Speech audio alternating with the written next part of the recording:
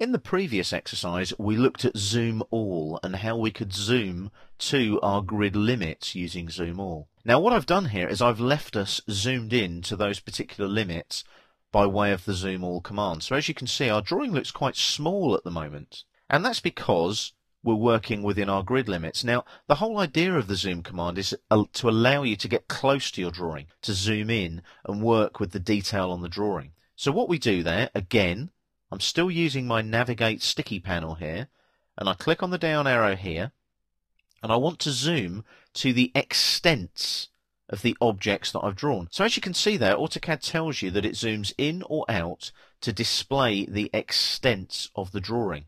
So what it's doing there is it's zooming to the extents of the visible objects on the drawing. So as soon as I hit extents, it zooms to the extents of the objects on the drawing. Now what you may find, if you look at the dimensions there, you can see they're touching the edge and I might want to work with them. So you might want to just roll backwards one notch on your wheel mouse, like so, after you've done a zoom extents. Now the good thing about a zoom extents, what I really like about it, is you might be working on a really detailed drawing with lots of information, and you might zoom in using your wheel and zoom in just rolling the wheel mouse upwards like so, and you might get to a point where you think, I don't know where I am anymore.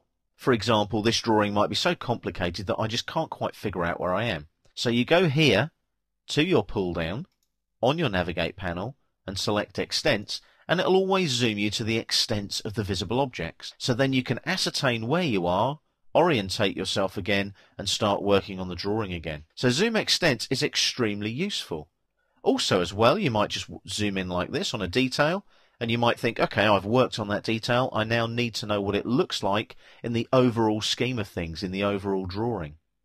So what I can do there is Zoom Extents. Now you'll notice it always goes back to the last zoom command that you executed. So I don't actually have to pick up the flyout menu like this. I don't have to do that. Watch.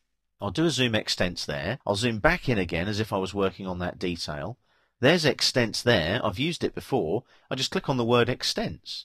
It remembers the last zoom command that you performed, which is extremely useful because you might need to do 2 or 3 extents or 2 or 3 zoom alls.